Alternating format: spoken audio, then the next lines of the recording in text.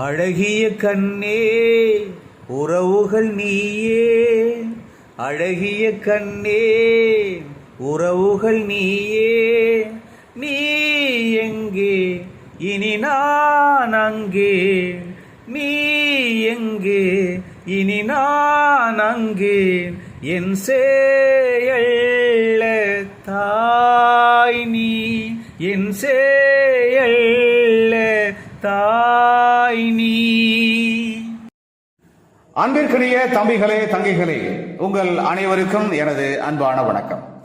ஒவ்வொரு திருக்குறளின் மேன்மையான கருத்துக்களை இவ்வுலகெங்கும் வாழுகின்ற மாணவ மாணவியராகிய தாங்கள் அனைவரும் தெளிவாகவும் சிறப்பாகவும் அறிந்து உணர்ந்து உன்னதமான மேன்மையான ஒவ்வொரு திருக்குறளையும் அதில் சொல்லப்பட்டுள்ள உன்னதமான உயர்வான கருத்துக்களையும் நீங்கள் உங்களது தேர்வுகள் எழுதுவதற்கும் அதே சமயத்திலே அந்த மாண்புமிக்க மேன்மை தாங்கிய கருத்துக்களை கொண்டு உங்களுடைய வாழ்க்கை பயணத்தை, வாழ்க்கை பாதையை செம்மையாகவும் அன்புடனும் அறத்துடனும் மற்றும் ஆக சிறந்த அனைத்து விதமான திருக்குறளில் சொல்லப்பட்டுள்ள பண்பு நலன்கள் உடனும் அமைத்துக் கொள்ள உதவுவதே இந்த கருத்தாக்கத்தினுடைய நோக்கமாகும். அந்த வகையிலே இன்று நாம் எடுத்துக்கொள்ளும் திருக்குறள் எண் 253. அறத்துப்பாலிலே துறவரவியலிலே புலால் மறுத்தல் என்கின்ற அதிகாரத்திலே அமைய பெற்றுள்ள அந்த திருக்குறள், படை கொண்டார் நெஞ்சம்போல் நன்னூக்காது ஒன்றன் உடல் சுவை உண்டார் மனம். படை கொண்டார் நெஞ்சம்போல் நன்னூக்காது ஒன்றன் உடல் சுவை உண்டார் மனம். நாம் இப்பொழுது இந்த திருக்குறளின் வார்த்தைகளுக்கு தனித்தனியாக பொருள் காணலாம். படை கொண்டார் என்றால் பிற உயிர்களை கொலை செய்வதற்கும் துன்புறுத்துவதற்கும் பயன்படுகின்ற கருவியை தன் கையிலே கொண்டவர். நெஞ்சம் போல் என்றால் அவரது மனதை போல, நெஞ்சத்தை போல.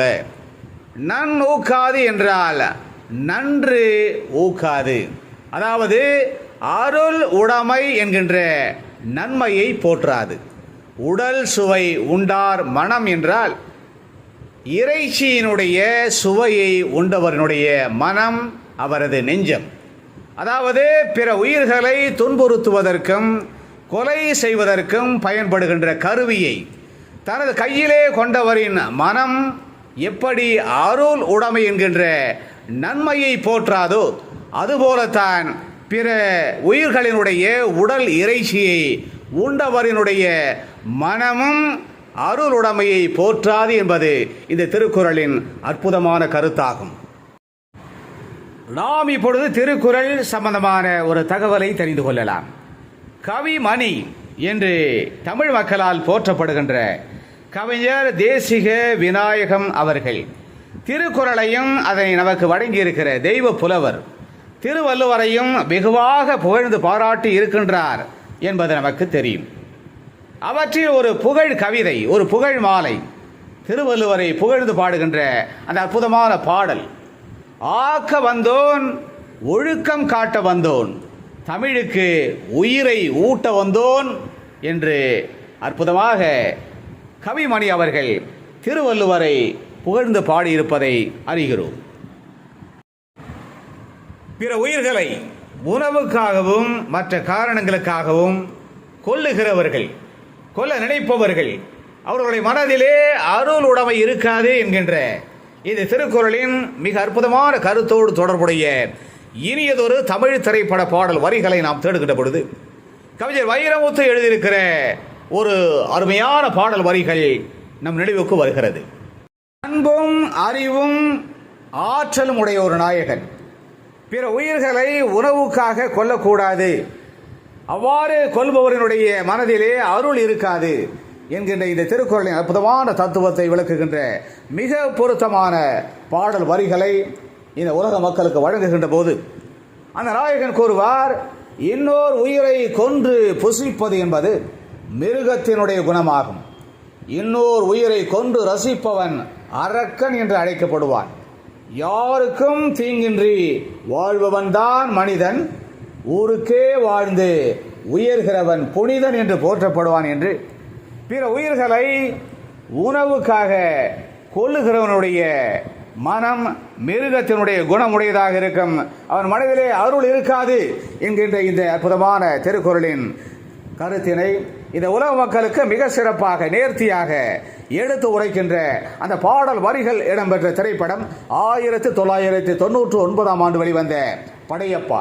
வைரமுத்துவின் அற்புதமான அந்த பாடல் வரிகள் ரஹ்மானின் இனிமையான இசையிலே குழுவினருடன் பாலக்காடு ஸ்ரீராம் மிக அற்புதமாக பாடுகின்ற அந்த உயர்ந்த பாடல் வரிகள் இதோ என் குரலில் உங்களுக்காக. இன்னோர் உயிரை கொன்று புசிப்பது மிருகமடா, இன்னோர் உயிரை கொன்று ரசிப்பவன் அரக்கனடா, இன்னோர் உயிரை கொன்று புசிப்பது மிருகமடா, இன்னோர் உயிரை கொன்று ரசிப்பவன் அரக்கனடா, யாருக்கும் தீங்கின்றி வாழ்பவன் மனிதன், ஊருக்கே வாழ்ந்து உயர்ந்தவன் புனிதன், யாருக்கும் தீங்கின்றி வாழ்பவன் மனிதன், ஊருக்கே வாழ்ந்து உயர்ந்தவன் புனிதன்.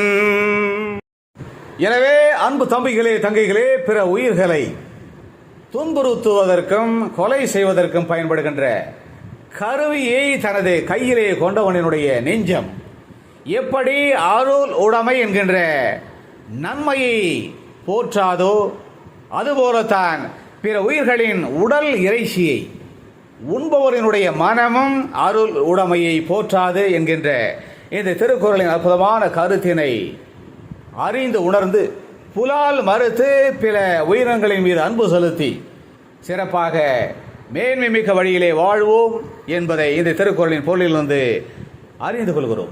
மீண்டும் ஒரு இனிய திருக்குறள், திருக்குறள் எண் 254. அந்த திருக்குறளின் பொருளோடு தொடர்புடைய இனியதொரு தமிழ் திரைப்பட பாடல் வரிகள், திருக்குறள் சம்பந்தமான சில தகவல்கள் ஆகியவற்றோடு நாம் விரைவில் மீண்டும் சந்திக்கலாம். அதுவரை அன்பு வணக்கம் கூறி விடைபெற்றுக் கொள்வது உங்களுடைய அன்பு அண்ணா முனைவர் கா. சிவசங்கர். மீண்டும் சந்திப்போம். நன்றி, வணக்கம்.